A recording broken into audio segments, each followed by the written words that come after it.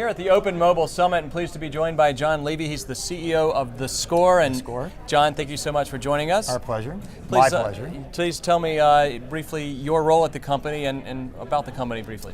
I am the founder and CEO of theScore, and theScore is a company which provides one of the leading sports apps in North America. We're based out of Toronto, but our app is basically a North American service. It's actually an international service. And our unique distinction is that we basically are 100% mobile. Our history wasn't 100% mobile, but we're 100% mobile today. 100% mobile, and really we're looking at a topic that's generating a little bit of traction here, and that young people losing interest in sports, not really the participation side, that's another conversation, but this conversation about going to the games, the live events, and what teams are doing, what the media is doing to try and generate more activity. Are you guys partnering up with some of the teams that you cover or leagues?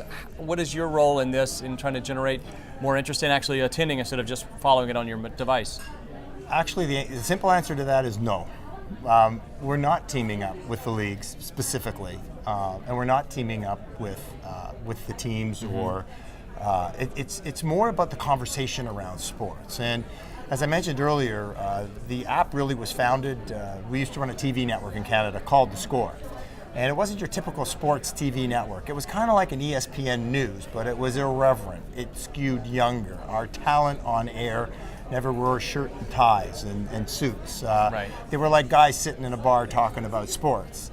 And consequently, our audience skewed 6 to 8 years younger than typical sports networks. In Canada, are comparable to TSN. Our ESPN wannabe in Canada is called TSN, which had a 10-year head start on us. And our audience always was more involved about the conversation around the game. In fact, when we launched the network, we never carried any games. It was all about news, information. We had a ticker that never went away. We actually had odds on the ticker because, that thing is a big part of sports. And so we had more of an authentic approach to sports. And that young audience, we found in the mid-90s, was moving into new technology. You remember the flip phone, that Razor? Remember that nobody has anymore? Yeah. So all the rage back then. We actually programmed sports content, digital content for that Razor, and sold it for $2 a month. And it was a crappy business because we got a third, the developer got a third, and the carrier got a third. But what it did is it gave us a head start in being able to figure out how this younger generation that you're talking about, how they were connecting with sports, and people loved it. So consequently, when Apple developed the smartphone, the iPhone, we were one of the first ones there, and that was the beginning of our success. Now, they're talking about it, they're interacting social media-wise, but they're not getting to the game. Perhaps that's not as big of a concern for you as it is for maybe some team out there. But clearly you want the interest level to stay high for engagement. They got to play the game. If they don't play the game, then none of us are going to be here, right? So obviously that's critical. But that's been a big problem in Toronto for years, in the city I grew up in, where for the Argonauts. Well, that's very good, the CFL. But let's stay for the Maple Leafs, right? The team that most people think about when they think about Canada and hockey, and the average Joe couldn't get a seat at Maple Leaf Gardens for years, or now the Air Canada Centre, because it's very corporate. So they've been suffering with what you've been talking about for years. Kids, when I was a kid growing up, to go to a Leaf game was a big deal. Your uncle had tickets, or somebody had tickets. Well, that's because the corporate, they drove up the prices very high. And the average kid couldn't go to a game. Yet, the interest level in the game still was high. I mean, hockey's everything in Canada. It's like baseball in the States or football in the States. And it's probably the same experience in the States, where in major urban markets, it's very difficult for kids to go to games, yet they still love it. They still love the game. And that's because their innate passion for the sport is still there. And that's what we're tapping into and saying, look, even if you can't get to the game, doesn't mean you don't love the game. And it's all about the conversation around the game and making sure that they feel a part of it. Okay, so you guys were early into the game, literally. I mean, with the Razor, which was the top-selling phone back in the day, and then of course the iPhone, which is today. And you look at these models.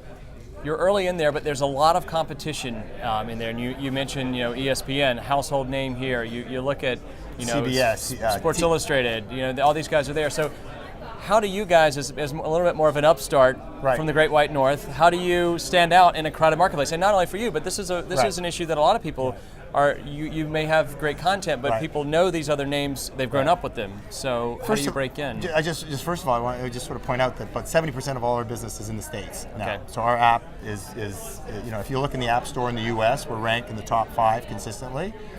Basically, So how did you get there, and how do you stay there? Okay, so I think number one, the app is great.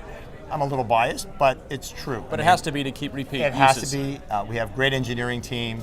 We're iterating all the time. The interface is very simple. We have great relationship with Apple. We have great relationship with Google. We have great relationship up north in Canada with the RIM Group. Yep. Nobody talks about that anymore. But at one time, BlackBerry was a very strong service, and we were the #1 ranked sports app for that. So the way you do it, I think, is we look at it entirely differently. Number one, we're 100% mobile. So we're not like the other. Why is that an advantage? Well, because the other guys have got their legacy assets, and a lot of them are thinking about how do I move into the new technology. For them, a lot of it's about the game or the programming that's well established on network television. Right. And a lot of times, what they try to figure out is how to move that content across to the new platform. So you've heard a lot of the marketing about TV Anywhere, the game anywhere, right? Right. Where they move it to tablets and to iPhones and to smartphones and the game itself and some of their programming. We don't look at it like that. We say, okay, what type of programming actually fits on that mobile device? What type of content do people want? They're not on it for lengthy periods of time. So, we've developed, first of all, a very personalized approach to it. So you can pick your team, you can pick your player, you can pick the league. We send out alerts to you, so we make it very simple for you. And then we've also just developed this new news stream called, it's basically a mobile sports news stream where we've created this interface that allows people to create the content very quickly, output it on a mobile device, and then we went out and hired all these young kids. And it's like a mobile newsroom. There's nothing like it anywhere in the world, let alone in North America, where we shift, these kids come in at 8 in the morning, they work till 4, the next shift comes in from 4, they work till 1 in the morning, they have supervisors, they're all, I pay them, they would pay me for this work. And basically, they're creating this content, they're scouring the web, they're picking up YouTube videos, they're picking up tweets, they're layering in GIFs, these GIFs and creating the stream of content. You've got the content, the stream of content, you've got it out there, and other people are really essentially creating it. I mean, you may have some rights involved with rights fees? Not the sort of rights you're thinking about. Okay. I mean, when I was in the TV business, we had the rights issues. Do we have the No, but in games, terms of highlights? statistics and things like that? We buy the content, we buy stats from big companies both in the States and in Europe and in Canada, from all over. Our engineers take this content, redevelop, remassage it, and output it onto the... And what about the revenue streams, though, for this? I mean, it's a free app, right? It's a free app, so it's ad supported. And that, too, is a very exciting opportunity because, it's one of the presentations that you'll see at this conference. I know we're dated, but it was showing how, even though the user base is all moving to mobile space, the advertising community is not there yet. Right.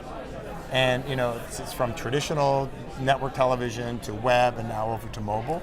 And at this point, it's just a slice of that advertising revenue is coming over there. So it makes our job difficult at first, yet over time, it's a huge opportunity. Plus, we also... Over how much time? Is it now, or well, is we're it generating revenue bit? now. We're a public company and listed in Canada, and we're not break even as of yet. We hope to be sometime in the very near future. Our revenues are increasing quarter over quarter, 20, 30, 40%.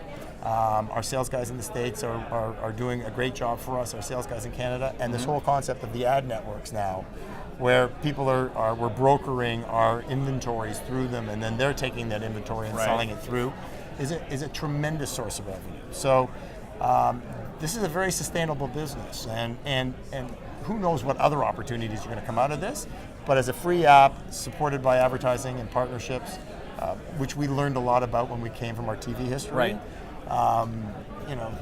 Different sort of integrated programming and sponsorship programming. So you're basically making a home and a living for yourself here as the second screen, trying to first screen. To be the first screen. First screen. No second screen stuff. We're the first screen. Honestly, I mean, mobile, and I'm not jumping on you. It's really how we feel about it. People who aren't at the games don't consider it a second screen. It's their first screen. Or if they're watching at home, though, it could be their secondary. Correct. But when you think about how people are using mobile, this little device that I'm sitting on right now never leaves my side. And it's my first go-to piece of equipment for anything I need. And where people are passionate, particularly about sports, they're on this all the time. So honestly, we really do create and develop this as if this was the only universe that our consumer is going to live in. Yep. And I think that's one of the reasons why we're having the success. All right. Well, John Levy, thanks so much for joining us here. Thank you very much.